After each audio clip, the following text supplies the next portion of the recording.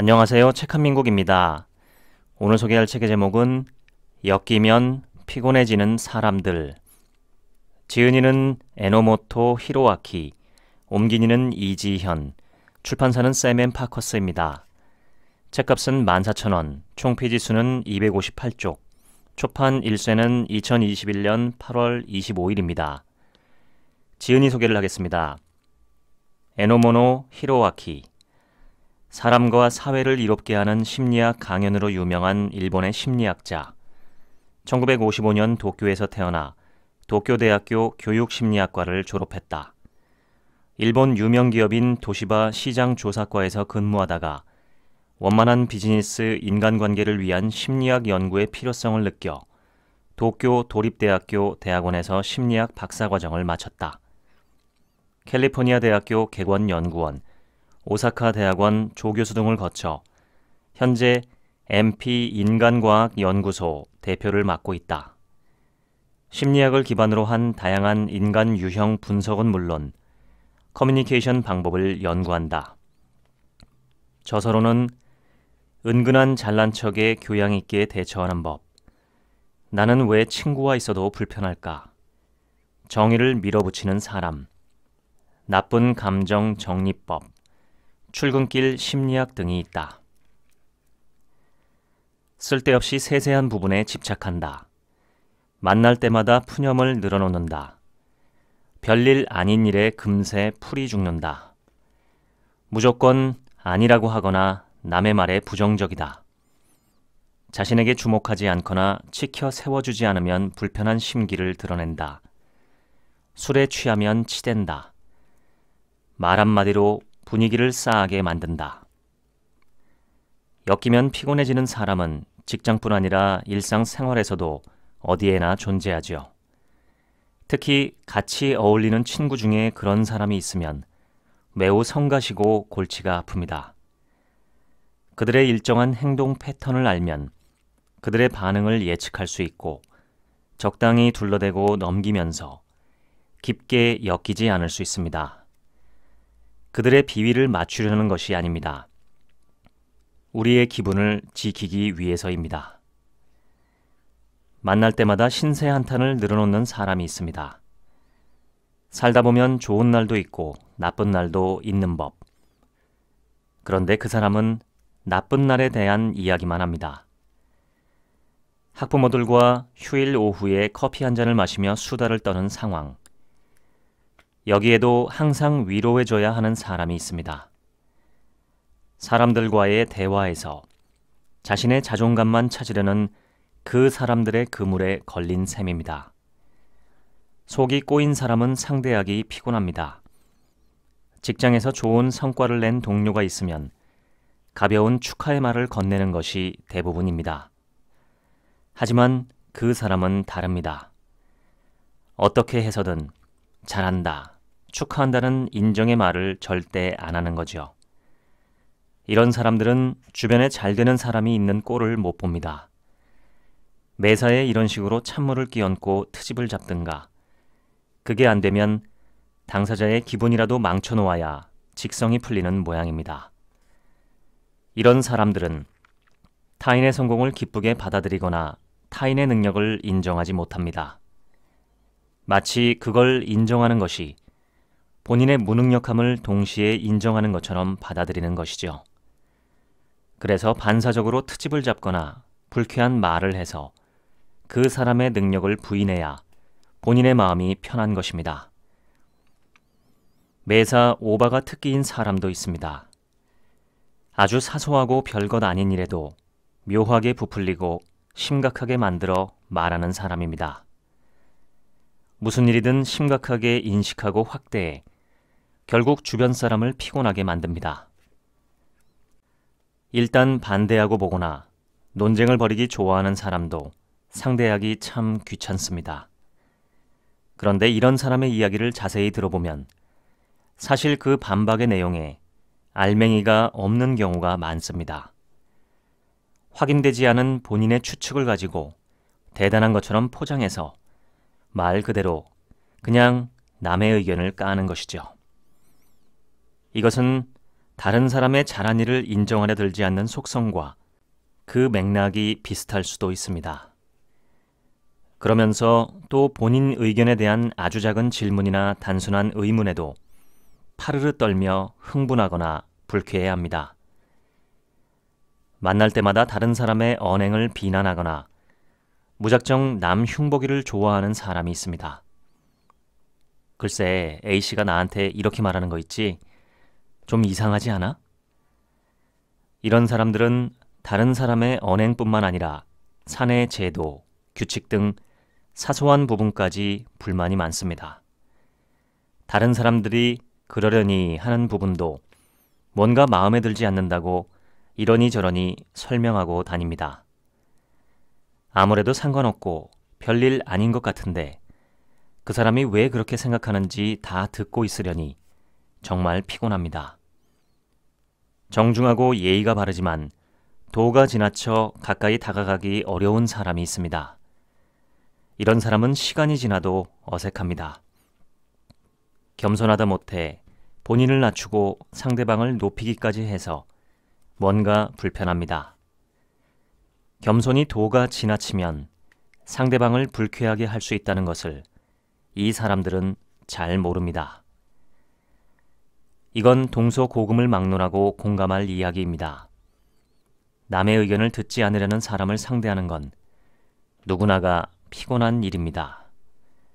사실 애초에 남의 의견을 들으려는 귀가 없는 거죠. 본인만 옳다고 굳게 믿고 한 발짝도 양보하지 않습니다.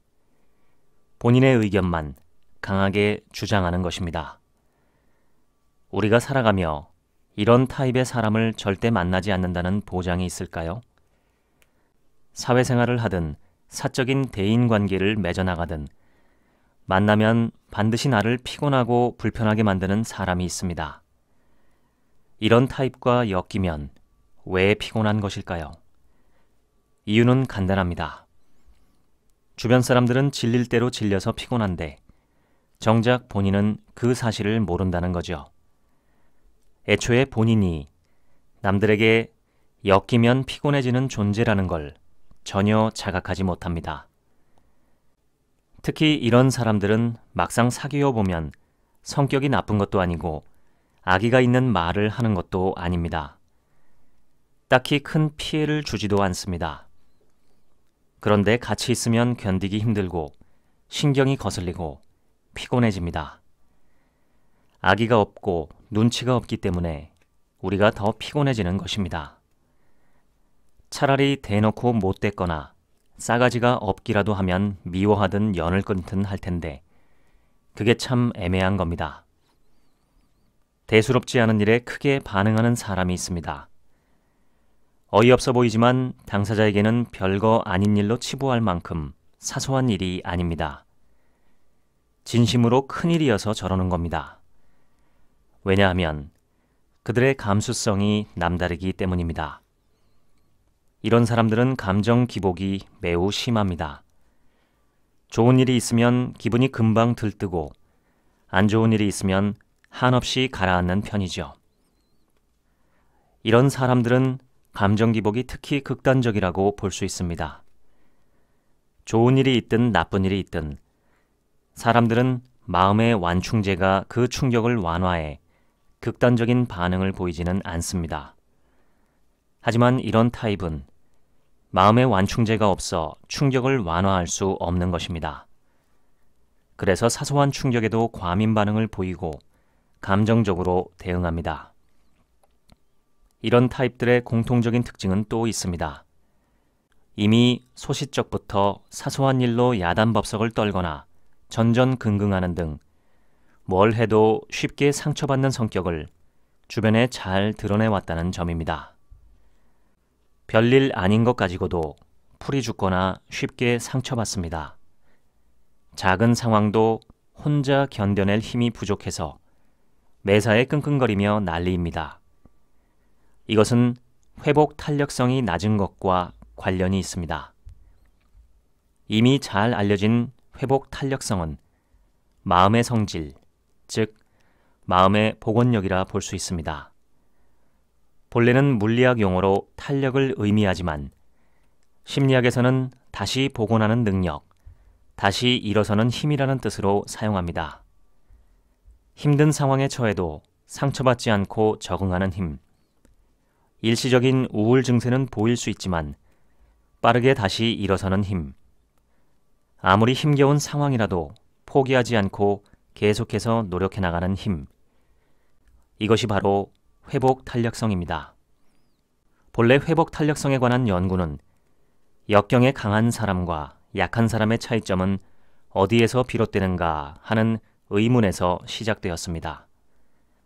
이런 타입의 사람은 회복 탄력성이 상당히 낮은 편에 속합니다. 매사에 경쟁심을 불태우는 사람이 있습니다. 이런 사람은 마음에서 우러나온 도와줄까? 라는 친절에도 자신에게 상대방이 도전장을 내밀었다고 생각합니다. 이런 타입은 동료가 일을 잘해도 문제입니다. 이런 타입은 솔직하게 축하 인사를 건네지 못합니다. 부러움을 넘어 질투가 나기 때문이죠. 어떻게 해서든지 본인의 이야기로 화제를 돌립니다. 경쟁심에 불타올라 필사적으로 잘난 척을 늘어놓죠. 이런 사람들은 모든 일을 이기거나 지거나의 구도로 바라보기 때문에 타인의 성공을 기쁜 마음으로 축하하지 못합니다. 누군가 이겼다는 것은 본인이 졌다는 것이고 축하까지 한다면 그 패배를 인정하는 꼴이 된다고 생각하기 때문입니다. 타인의 성공을 솔직하게 인정하지 못하고 축하하지 못하며 패배감을 느낍니다. 본인의 명예를 회복하기 위해 상대방의 성공을 비하하거나 흠집내고 필사적으로 화제를 전환해 본인의 성공담을 늘어놓습니다. 경쟁심이 강해서 상대방은 아무 의도도 없는데 자기 멋대로 도전장을 내밀었다고 착각합니다. 이것이 바로 적대적 귀인 편향이라는 인지 왜곡입니다. 적대적 귀인 편향은 다른 사람들의 애매한 행동을 상냥한 태도보다는 적대적 태도로 받아들이는 해석 편견입니다. 이런 타입에게 누군가의 의견을 수용했다는 것은 패배했다는 것을 의미하고 본인의 반론이 받아들여지지 않았다는 것 또한 패배했다는 것을 의미합니다. 그래서 무슨 일이든 이겨야 한다는 생각에 공격적인 논의를 벌입니다. 이런 모습은 주변 사람들을 매우 피곤하게 합니다. 눈치가 없어서 주변 사람을 곤란하게 만드는 사람은 주변에 꼭 한 명씩 있습니다. 이 사람 앞에서 이런 얘기를 하면 좀 그렇겠지? 라고 생각할 법한 화제를 아무렇지 않게 뱉어서 주변 사람을 경악하게 합니다. 그런가 하면 본인이 바라던 인사이동이 결정되는 등 자랑할 일이 생기면 신이 나서 나불나불대며 돌아다닙니다. 분명 주위에 바라지 않았던 인사이동으로 우울한 사람도 있을 텐데 말이죠. 이런 사람들에게 타인의 감정은 중요하지 않습니다. 문화인류학자 에드워드 홀은 의사소통을 함에 있어 언어에 의존하는 문화와 언어에 의존하지 않는 문화가 있다고 말한 바 있습니다. 고맥락 문화와 저맥락 문화라는 개념입니다. 저맥락 문화란 사람들 사이에 공통의 문화적 맥락이 없고 언어로 명확하게 표현해야 통하는 문화를 가리킵니다. 유럽과 미국처럼 언어로 명확하게 전달하는 커뮤니케이션이 맥락도가 낮은 문화의 특징이지요. 이에 반해 고맥락 문화란 사람들이 공통의 문화적 맥락을 갖고 있어서 굳이 말로 표현하지 않아도 통하는 문화를 가리킵니다. 말로 명확하게 표현하지 않는 커뮤니케이션이 고맥락 문화의 특징이죠. 에둘러 말하기, 이심전심, 암묵적인 이해, 분위기 파악 등 언어로 표현하지 않는 것까지 미루어 짐작하고 파악하는 커뮤니케이션은 공감 능력이 높기에 가능합니다. 고맥락에 적응하지 못하는 요즘 세대들 중에서는 본인은 지시대로 따랐지만 언어로 표현되지 않은 의도를 파악하지 못해 주변 사람을 당황스럽게 만드는 타입들이 있습니다. 주변 사람을 짜증나고 질리게 만드는 것은 그 사람이 타인에 대한 무관심이 원인인 자기중심적인 사고방식을 가진 사람이기 때문입니다. 자신만 중요하고 상대방이 어떤 상황인지, 뭘 원하는지, 무슨 생각을 하는지 등 타인을 살피려는 생각이 없어서 눈치도 없고 분위기 파악도 못하고 행간도 읽지 못하는 것입니다. 모든 언행은 본인의 욕구 충족을 위한 것이고 상대방의 욕구 충족에는 전혀 관심이 없습니다. 본인이 하고 싶은 말은 반드시 하고 직성이 풀리면 그만입니다. 상대방이 그런 말을 듣고 어떤 기분일지, 주변 사람들이 어떤 반응을 보일지 신경 쓰지 않는 것이죠. 자기 방어의식이 매우 강해서 불필요한 변명이 많거나 몸을 사리는 사람도 피곤한 건 마찬가지입니다. 비난할 의도도 없고 사실 확인만 하고 싶었을 뿐인데 변명만 늘어놓는 것입니다. 이런 사람들은 노골적으로 자기 불구화 전략을 구사하기도 합니다. 자기 불구화란 만일 실패하더라도 무능한 사람으로 낙인 찍히지 않으려고 미리 본인에게 어떤 문제나 장애가 있다는 인상을 풍기는 것입니다. 예를 들어 주변 사람들에게 과제가 매우 어렵다는 인상을 주기 위해 그 근거를 늘어놓기도 합니다. 이렇게 정황상 어떤 문제가 있다는 인상을 풍깁니다. 이렇게 해놓으면 최선을 다했지만 만일의 경우 일이 잘못됐을 때 무능한 사람으로 낙인 찍힐 가능성을 낮출 수 있습니다. 애초에 무리인 것을 알고도 도전했다는 이미지를 연출하는 것입니다. 본인 나름의 정의감에 비춰봤을 때 뭔가 잘못됐다고 판단되는 사건이 있으면 용서할 수 없다며 공격하는 사람들이 있습니다. 자신이 보이는 것과 볼 수 있는 것만 놓고 자신의 눈높이와 기준만으로 모든 것을 판단하고 비난합니다. 이런 타입이 회사 안에 있으면 정말 피곤합니다.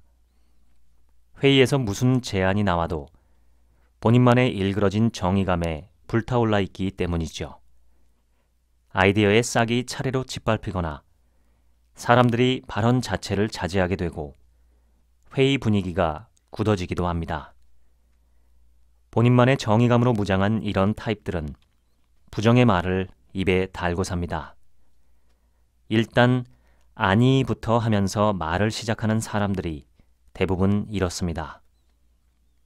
본인이 생각하는 게 일단 맞는 것이고 상대방의 생각은 부인하고 보죠. 대부분의 사람들은 본인과 다른 의견이 나오면 그건 좀 아닌 것 같은데 하는 생각이 들어도 그런 견해도 있을 수 있겠군요 라며 상대방의 관점을 이해하려고 노력할 것입니다. 그런데 이런 타입은 본인의 관점에서 벗어날 수 없어서 상대방의 관점에서 어떻게 보이는지 전혀 이해하지 못합니다. 이런 사람들의 마음속에는 자신이 정의의 사도라는 자아도취적 감정이 존재합니다. 소셜 저스티스 워리어라는 단어가 있는데 이는 본래 진보적인 관점에서 사회를 개혁하고자 하는 발언을 하거나 혁명운동을 추진하는 사람을 가리켰지만 요즘은 자신과 다른 것을 배제하려는 보수적인 사람을 의미하며 부정적인 어감을 내포하고 있습니다. 소셜 저스티스 워리어의 특징은 사회나 조직을 보다 좋은 방향으로 개선하고 싶다는 자기 나름의 정의감에 불타올라 자신과 가치관이 다른 인물 및 조직, 제도 등을 철저하게 공격한다는 것입니다. 본인은 자신이 절대적으로 옳다고 착각하고 정의의 편이라고 믿는데 제3자의 입장에서 냉정하게 바라보면 편견으로 똘똘 뭉친 사람에 불과합니다. 지나치게 강경하고 공격적인 데다가 본인과 다른 의견은 절대로 들으려 하지 않기에 냉정함을 잃은 사람으로밖에 보이지 않습니다. 이런 의식의 이면에는 메시아 컴플렉스가 존재합니다. 메시아 컴플렉스는 무의식 속에 자신이 구세주라는 생각이 있어 필요 이상으로 타인과 사회 혹은 조직을 구하려고 하는 심리를 가리킵니다. 본인은 정의감에 불타올라 행동하지만 마음속 깊은 곳에 열등감과 일그러진 우월감이 복잡하게 얽혀 있기 때문입니다. 그래서 극단적이기 쉽습니다. 이번에 살펴볼 타입은 순서나 규칙에 필요 이상으로 집착하는 사람입니다. 정해진 절차를 지켜야지. 그런 전례가 없어 좀 무리야. 이런 타입들은 결제 매뉴얼이나 체계를 통해 본인의 존재감을 발견하고 더욱 활발하게 움직입니다. 업무상 필요한 물품을 구입하는 사소한 일조차 일일이 서류를 제출해서 결제를 받으라고 피곤하게 구는 사람도 있습니다. 사사건건 절차를 들이대는 타입에게 대체 왜 그때그때 상황에 따라 대응해주지 않지?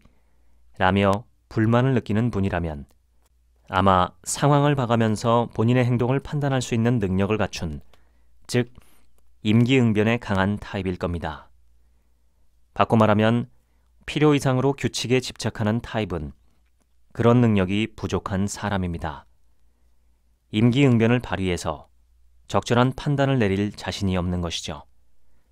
그래서 절차에 의존하는 것입니다.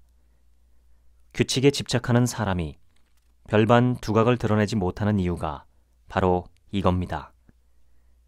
이런 사람들은 스스로 명확하게 의식하지는 못하지만 마음속 어딘가에 자신의 판단력을 믿지 못하는 불안이 자리 잡고 있습니다.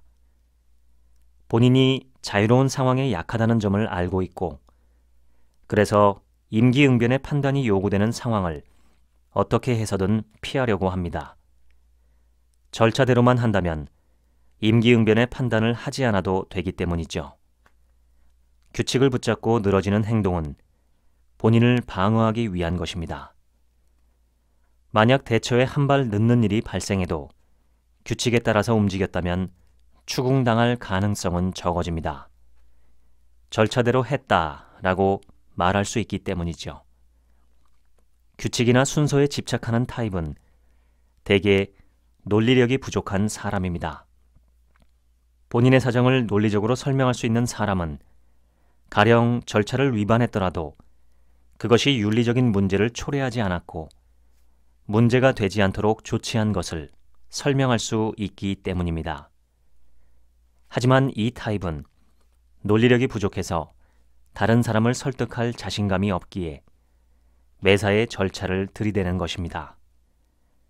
절차에 집착하는 사람들은 그걸 따르지 않으면 불안합니다.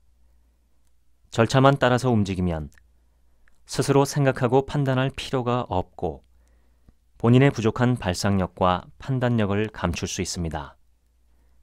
결국 본인의 능력에 자신이 없는 것입니다.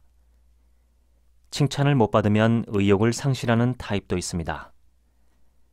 칭찬받기 좋아하는 사람의 심리는 다음의 전형적인 두 가지 패턴에 의해서 만들어집니다.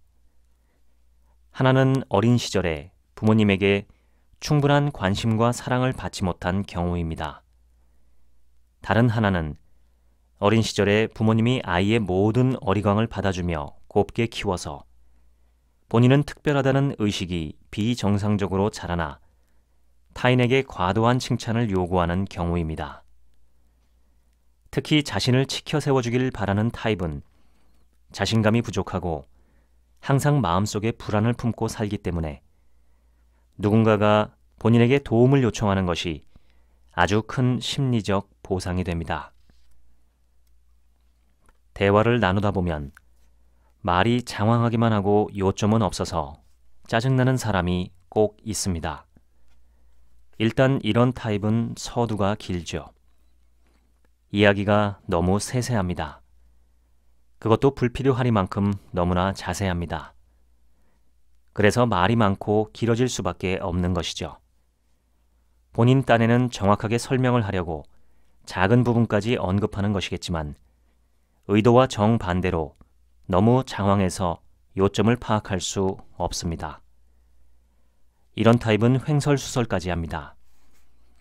다양한 경위를 말하려는 의도는 알겠는데 왜 그런 부분까지 지금 여기서 언급해야 하는지 이해할 수 없는 경우가 많습니다. 본인이 알고 있는 것은 모조리 말해야 성에 차는 모양입니다. 말이 장황한 이유는 취사 선택이 불가능하기 때문입니다. 그래서 알기 쉽게 요약하지 못하죠. 이런 사람을 두고 나무만 보고 숲을 보지 못한다고 말합니다. 말 잘하는 사람들은 불필요한 이야기는 빼고 이해가 쉬운 예를 들어서 설명하거나 핵심만 간추려서 말합니다. 과거의 영광에 매달려 자존심을 지키는 사람이 있습니다. 왕년에 어느 정도 권한이 있었고 그것이 본인의 유일한 버팀목이었던 사람일수록 정도는 더욱 심합니다. 이런 타입은 주변 사람들이 치켜 세워주지 않으면 불편한 기색을 드러내서 분위기를 망치기도 합니다. 동호회에 나가서도 잘 적응하지 못합니다. 본인은 동호회 사람들과 다르다는 의식 때문에 누군가가 본인을 치켜 세워주는 것이 당연하다고 여기고 잡일하는 사람을 봐도 돕지 않습니다. 이런 타입은 마을 회의나 아파트 입주자 회의에서도 잘난 척을 하며 본인 뜻대로 회의를 이끌어 나가려고 합니다. 그래서 주변 사람들을 불편하게 만들죠. 이런 타입은 동창회에 나가서도 동창회 직함이나 다니는 회사 지명도 등 사회적 지위에 관심을 갖습니다.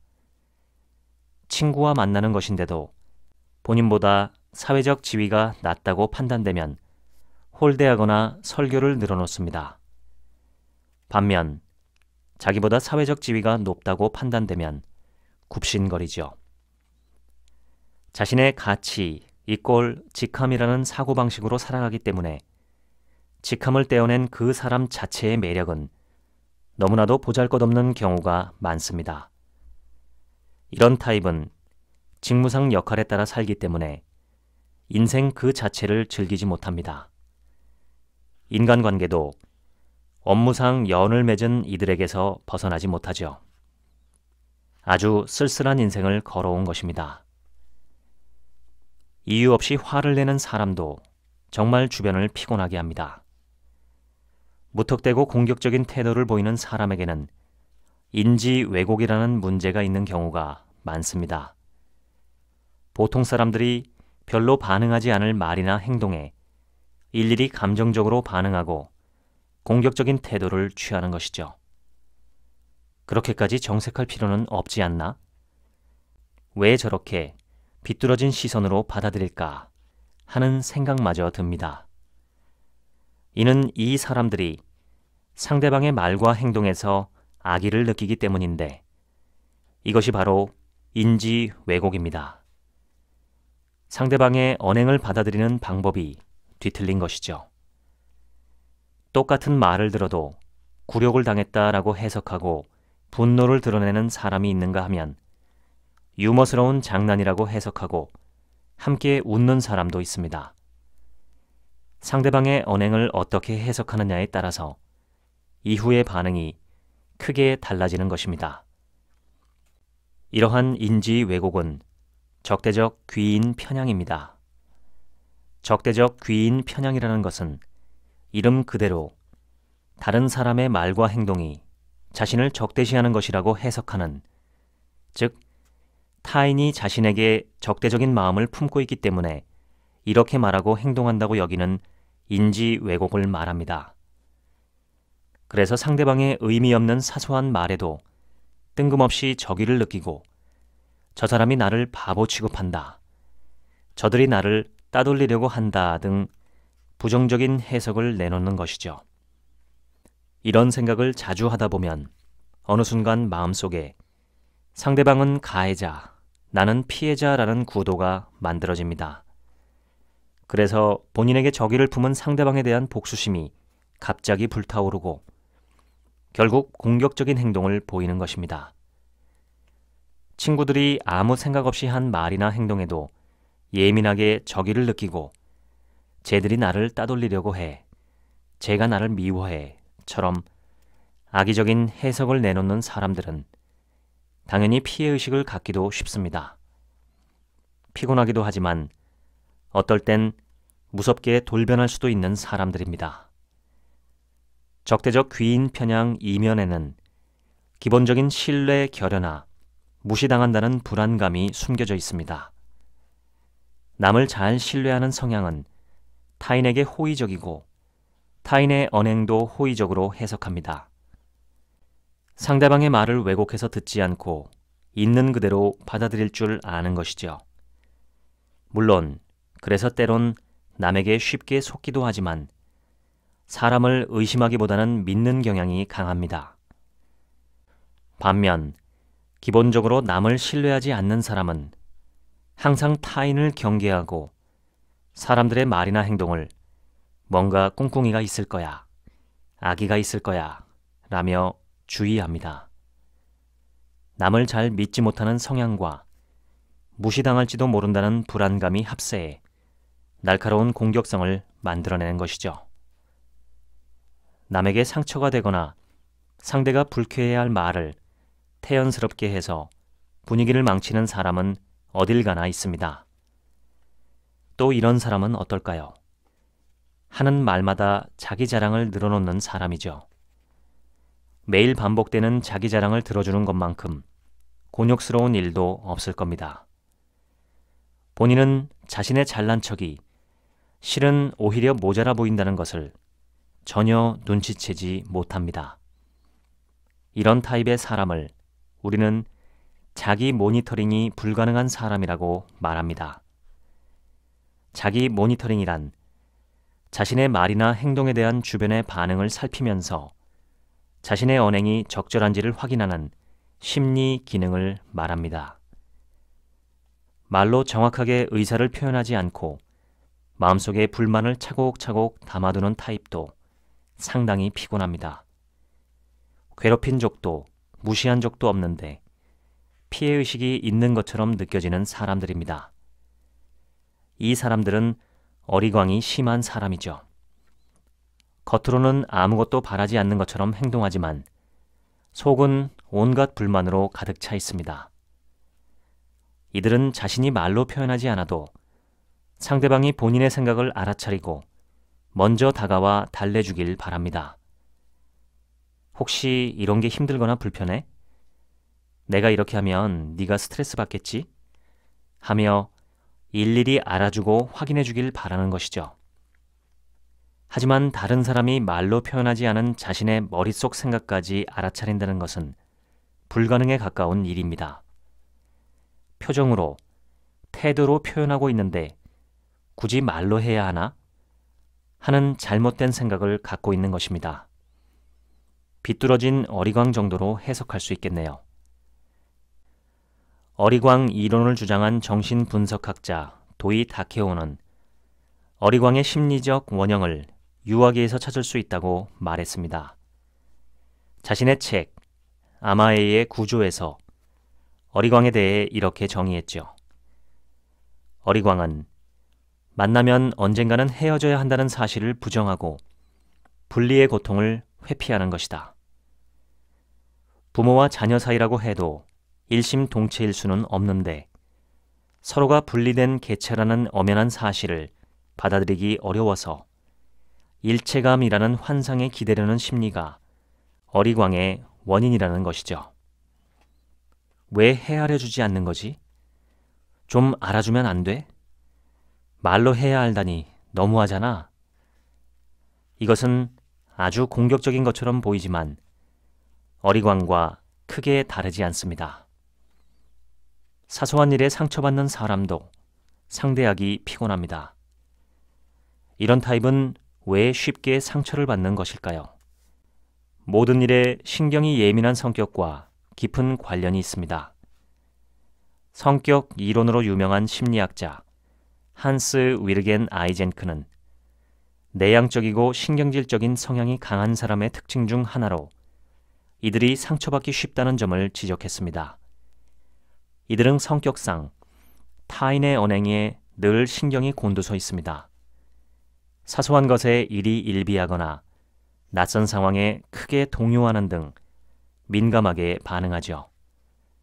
너무 민감한 나머지 대다수가 대수롭지 않게 생각하는 것에도 쉽게 동요하고 감정적인 반응을 보입니다. 풍부한 감수성이 오히려 독이 되는 것이죠. 별 의도 없이 내뱉은 다른 사람의 말에 도대체 저 사람의 말은 무슨 의미일까 하며 과하게 신경을 쓰거나 왠지 기분이 나빠 하며 속으로 앓거나 너무 깊은 의미를 부여하기도 합니다. 이들은 타인의 언행에 과민하게 반응하는 것은 물론 본인의 언행이 적절한지에 대해서도 민감하게 의식해서 본인의 언행에 대한 상대방의 반응까지 예민하게 살핍니다. 상대방의 반응을 힐끗힐끗 살피며 혹시 내가 기분 나쁘게 행동했나? 혹시 내가 마음을 상하게 했나? 혹시 내가 상처를 줬나? 하며 필요 이상으로 상대방의 눈치를 봅니다. 이렇게 과도하게 대인관계에 신경을 쓰다 보면 지치기 마련이죠. 그러니 이들은 점점 다른 사람과의 만남에 소극적일 수밖에 없습니다. 이런 타입과 엮이면 피곤해지는 이유는 이들이 자신의 감수성이 비정상적으로 과민하다는 것을 잘 모르기 때문입니다. 특히 더 피곤한 타입은 노력하기 싫어하는 사람입니다. 주변 사람들에게 좋은 일이 있을 때마다 저 사람은 운도 좋아, 이건 불공평해를 입에 달고 사는 사람들입니다. 이들이 이런 상황을 불공평하다고 느끼는 것은 가까운 사람에 대한 비교 의식에서 비롯됩니다. 이들은 한마디로 발전하고자 하는 마음이 아예 없는 사람입니다. 그러나 이런 타입의 사람들은 정작 본인이 얼마나 꼴사나운 짓을 하고 있는지는 자각하지 못한 채 진심으로 불공평하다고 느낍니다. 이는 사람이라면 누구나 긍정적 착각에 빠지기 때문입니다. 긍정적 착각이란 자신의 능력이나 성과를 과대평가하는 인지 왜곡을 말합니다. 본인의 능력이나 성과를 과대평가하기 때문에 나보다 잘 되는 다른 사람을 보며 불공평하다는 생각을 하고 공격적인 언행을 드러내는 것이죠. 내가 훨씬 더 잘났는데 제가 나보다 더 좋은 대우를 받다니, 제가 나보다 더 돈을 잘 벌다니 하고 불만을 품는 것입니다. 우리 마음속에 늘 존재하는 비교의식은 아주 피곤한 것입니다. 특히 비교의식이 강한 타입은 그들의 비교의식을 자극하지 않도록 특별히 신경 써야 하기 때문에 엮이면 피곤하죠. 안 되는 것을 알면서도 밀어붙이거나 특별 대우를 당연하게 여기는 사람을 겪어보신 적이 있나요? 이런 타입은 자기애가 강한 만큼 본인이 특별하다는 생각도 아주 강합니다. 이런 타입은 피곤하긴 하지만 일단 칭찬을 해주면 큰 문제가 생기지는 않기 때문에 도를 넘지 않는 선에서 적당히 칭찬해주면 됩니다. 이렇게 자기애가 강한 타입을 두고 주변 사람들은 이렇게 말하기도 합니다. 저 사람은 프라이드가 너무 강해서 상대하기 힘들어. 그런데 여기서 프라이드를 자긍심이나 자신감으로 해석하면 안 됩니다. 놀랍게도 이들은 실제로 자긍심이나 자신감이 없기 때문에 불안한 것입니다. 그래서 주변 사람들이 치켜 세워줘야 비로소 비참한 기분에서 빠져나올 수 있고 본인의 존재가 무너지지 않는다고 느낍니다. 안타깝게도 남에게 칭찬받거나 특별한 대우를 받음으로써 없는 자긍심이나 자신감을 조금이라도 높이고 싶은 심리 메커니즘이 작용하고 있는 것입니다. 진짜 자긍심과 자신감이 있는 사람이라면 굳이 칭찬이나 특별 대우를 바라지 않습니다. 그런 것들이 없어도 큰 불만 없이 안정적이기 때문이죠. 본인이 중요한 역할을 맡지 못했을 때 뜻밖의 공격성을 드러내는 것도 자신의 능력에 대한 자신감이 없다는 방증입니다. 감정적인 반응을 드러내는 것은 나를 바보 취급하지 마 하는 생각이 부끄러움보다 더 강하기 때문입니다.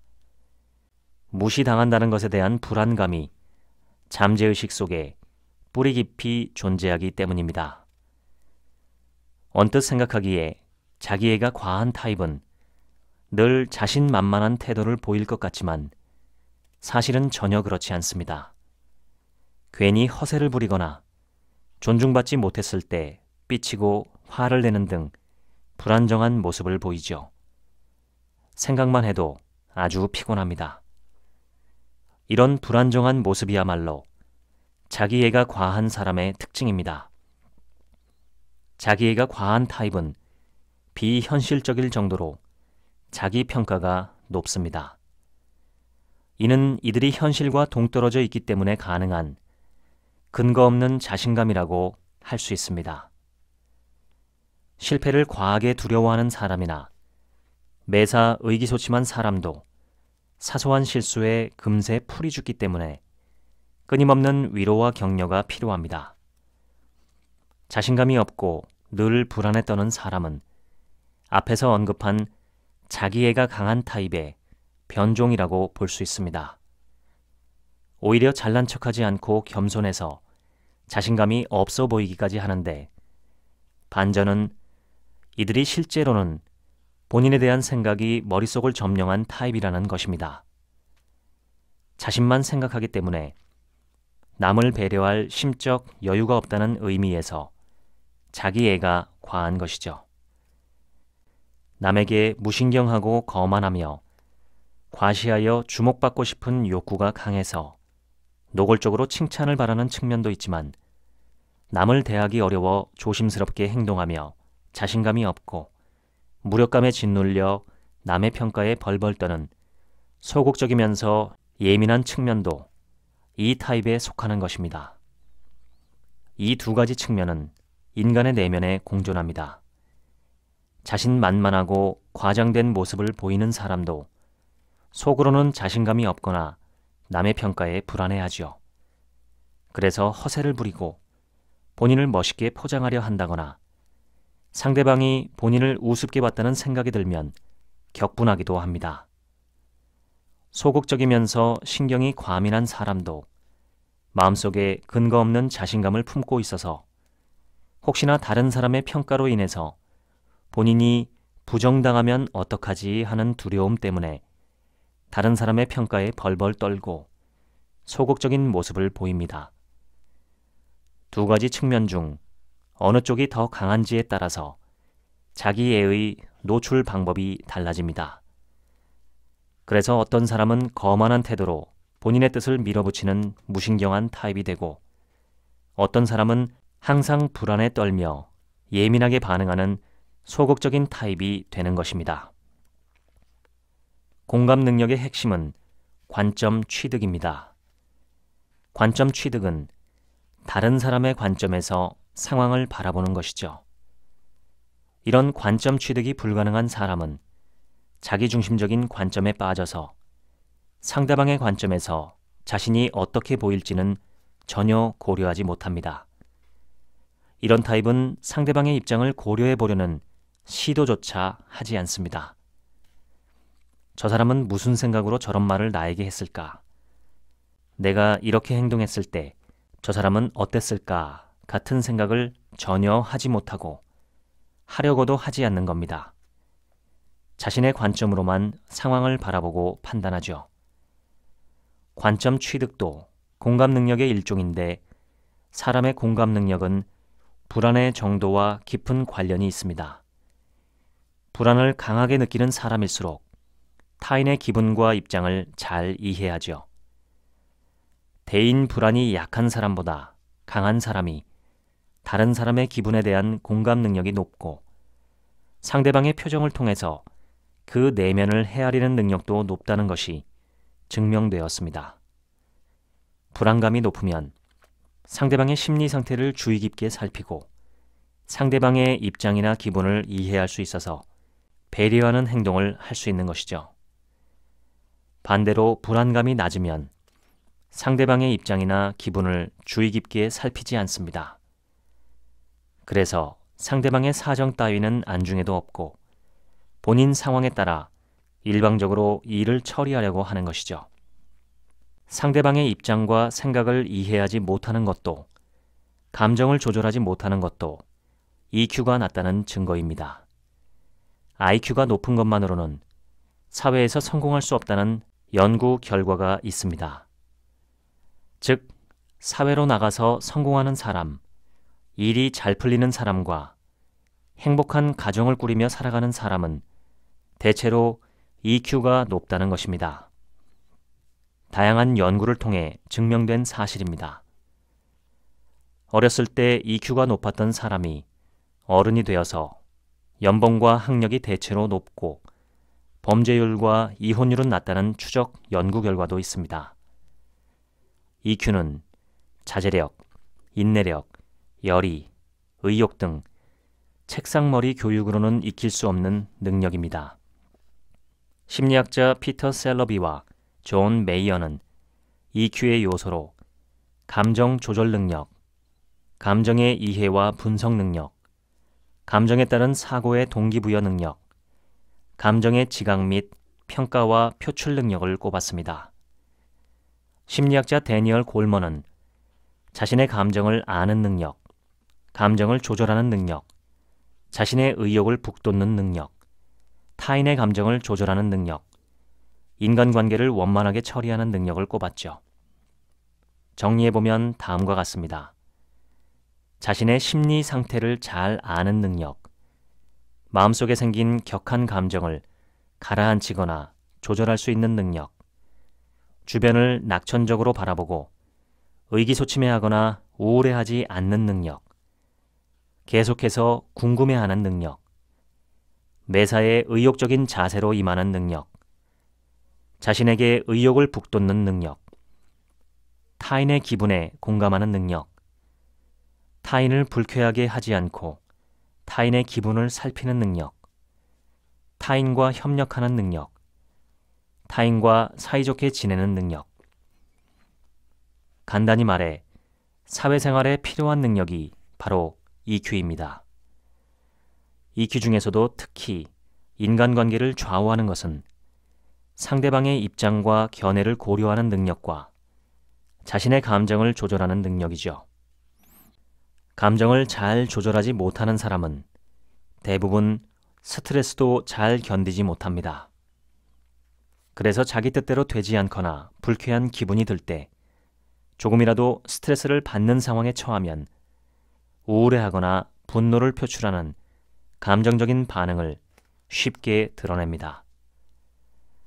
이처럼 매사에 감정적으로 반응해서 엮이면 피곤해지는 사람으로 분류되는 사람은 스트레스 내성이 낮은 경우가 많습니다.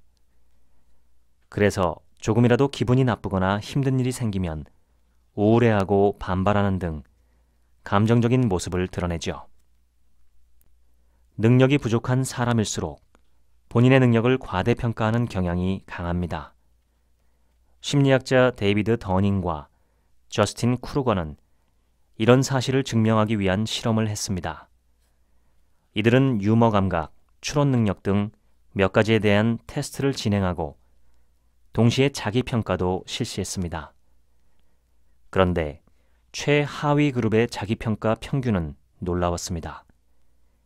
최하위 그룹의 사람들은 자신의 유머 감각이 평균보다 높다고 착각하고 있었습니다.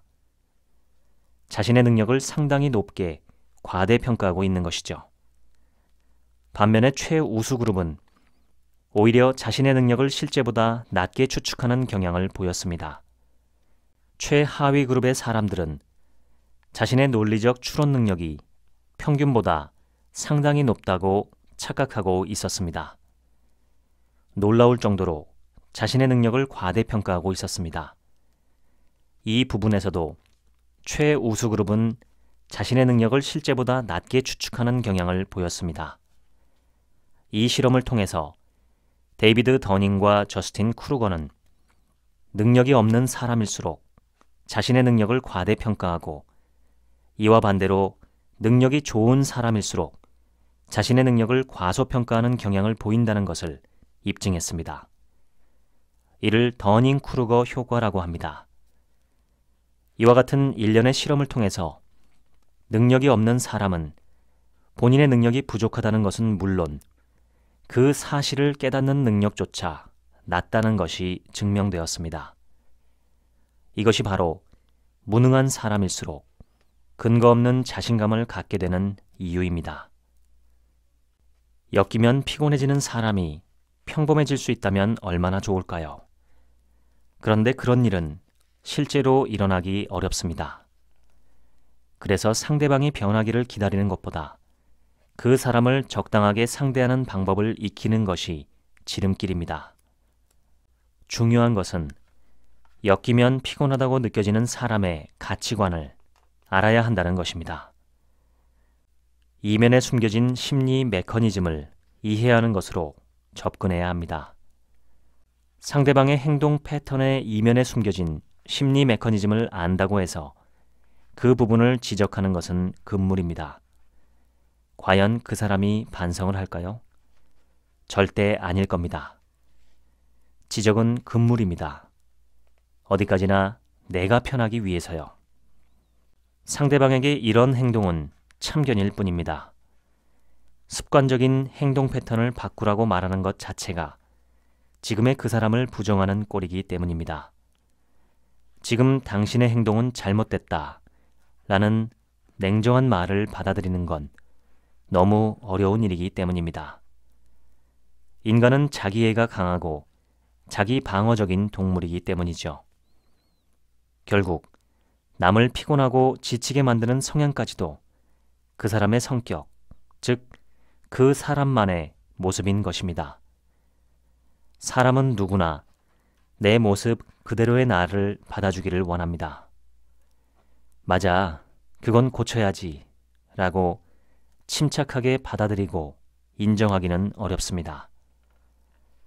그래서 상대방을 바꾸려고 하면 피곤하고 성가신 일이 벌어지게 되는 것이죠. 모든 일이 그렇습니다. 열심히 조언해주는 상대방을 피곤하게 여기고 본인의 방식을 좀처럼 수정하지 않는 사람은 발전할 수 없습니다. 대체로 성장하지 못하는 소인배가 이런 것들을 귀찮게 여기죠. 귀찮음이 성장을 방해하는 것입니다. 최근 대중들로부터 심리학에 관심이 높아지고 있는데 이는 인간관계가 점점 더 어려운 시대가 되었음을 알리는 반증일지도 모릅니다. 학생들이 제출한 보고서만 읽어봐도 일상에서 인간관계에 신경을 쓰다 보니 너무 피곤하다라는 내용이 상당히 많습니다. 타인과 함께 살아가는 우리 인간에게 누군가와 만나고 사귀는 행위는 기쁨과 치유를 가져다주는 동시에 가장 큰 스트레스의 원인이기도 합니다. 실제로 어딜 가나 엮이면 피곤하고 성가신 사람은 존재합니다. 이 책을 읽었다고 해서 하루아침에 주변에 피곤한 사람들이 싹 사라지거나 아무도 나를 피곤하게 하지 않는다거나 하는 일은 벌어지지 않을 것입니다. 다만 그동안 피곤하게 느껴졌던 주변 사람들의 심리를 이해할 수 있어서 짜증이 줄고 관용적일 수 있게 되었다든가 내가 어떤 사람을 피곤하게 여기는지 명확히 인식함으로써 오히려 나의 약점과 편견이 무엇인지를 알 수 있었다 등의 반응이 나온다면 더 큰 바람은 없을 것입니다. 지금까지 엮이면 피곤해지는 사람들 소개해드렸습니다. 지금부턴 제 얘기입니다. 이 책을 읽으면서 정말 마음이 불편했습니다. 여러 번 마음이 찔리고 부끄러웠습니다. 다른 사람들이 볼 때 나도 엮이면 피곤해지는 사람이었던 때가 많았겠구나 하고 느껴서입니다. 나이가 들어가면서 가끔 과거의 일이 생각나면 자랑스러운 경우보다는 부끄럽고 후회가 되는 경우가 많습니다. 좀 더 따뜻하고 관대하게 대해줄 걸.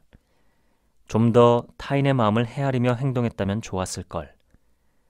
화나고 짜증날 때 한 번만 더 돌아보았더라면 그렇게 화낼 일이 아니란 걸 알았을 텐데 등등의 생각입니다. 그땐 왜 그랬는지 저 자신이 참 불편하게 느껴졌습니다. 저는 이 책을 통해서 제 못난 모습을 많이 보았고 그 이유에 대해서도 좀 더 정확하게 알게 되었으며 반성도 했습니다. 이 책은 증상과 원인과 해법의 분량이 7대 2대 1 정도로 되어 있습니다. 상대적으로 해법이 좀 부족하다 싶은 느낌입니다. 그래서 엮이면 피곤한 사람들을 어떻게 대해야 할지에 대해서 배우기보다는 자신 스스로를 돌아보는 용도로 읽으면 참 좋겠다 싶습니다. 한편 생각하면 누구나 어떤 입장에서 바라보느냐에 따라 엮이면 피곤한 사람으로 보일 수는 있다고 생각합니다. 관계는 상대적이니까요. 하지만 독보적으로 병적인 말과 행동을 하는 사람들도 분명 존재합니다. 이런 사람들은 피할 수 있으면 피하는 게 제일 좋다고 생각합니다. 하지만 원수는 외나무다리에서 만난다고 하죠. 도저히 피할 수 없는 상황에서 마주친다는 뜻입니다. 특히 가정이나 직장에서 만나는 이들은 도저히 피할 수 없습니다. 피하려면 가족과 연을 끊거나 사표를 내야 합니다. 사람들 이야기를 듣다 보면 집집마다 꼭 한두 명은 특이한 문제 행동을 하는 사람들이 있습니다. 제 가까운 친척 어른 한 명도 형제 자매나 자녀들로부터 인연을 끊긴 채 살아갑니다. 워낙 이기심으로 똘똘 뭉친 나밖에 모르는 삶을 살아왔기 때문입니다. 인간다운 인간으로 살아가기 위해서 필요한 게 뭘까요? 큰 게 필요하지는 않습니다.